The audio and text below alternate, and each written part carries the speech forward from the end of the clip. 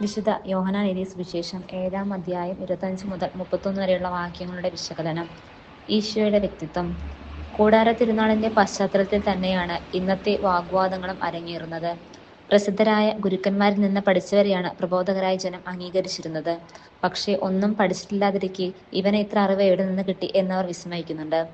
മിശിഹ വരുന്നത് എവിടെ നിന്നാണെന്ന് ആരും അറിയുന്നില്ല എന്നതാണ് പരമ്പരാഗത വിശ്വാസം. എന്നാൽ യേശു ഒരു നസ്രായനാണെന്നും അവന്റെ മാതാപിതാക്കളും അവരുടെ തൊഴിലുമൊക്കെ എന്താണെന്ന് ഏവർക്കും അറിയാം എന്നതിനാൽ യേശുവാണ് വരാനിരിക്കുന്ന മിശിഹാ എന്ന് വിശ്വസിക്കാൻ അവർക്ക് കഴിഞ്ഞില്ല. എന്നാൽ ഗോചരമായ ഒരു വ്യക്തിത്വമല്ല തന്റേതെന്നും അവർ ഒരിക്കലും കണ്ടിട്ടില്ലാത്ത ഒരിടത്തു നിന്ന് ദൈവപിതാവാണ് തന്നെ അയച്ചതെന്നുള്ളതിനാൽ അവൻ മിശിഹ തന്നെയാണെന്ന് അവൻ സമർത്ഥിക്കുന്നു. അങ്ങനെ അവരുടെ തന്നെ വാദഗതിയുടെ അടിസ്ഥാനത്തിൽ തന്റെ ദൈവത്വം യേശു അരക്കിട്ട് ഉറപ്പിക്കുന്നു. എന്നാൽ ആത്മാവിനെ സ്വീകരിച്ചു കഴിയുമ്പോൾ മാത്രമാണ് അഗോചരമായ അവന്റെ വ്യക്തിസ്വരൂപം നാം തിരിച്ചറിയുക. ആത്മാവ് കൊണ്ട് നിറയാത്തവർക്കല്ലേ എല്ലാം യേശു ഒരു കെട്ടുകഥയോ അന്ധവിശ്വാസമോ മാത്രമായിരിക്കും. ആമേൻ.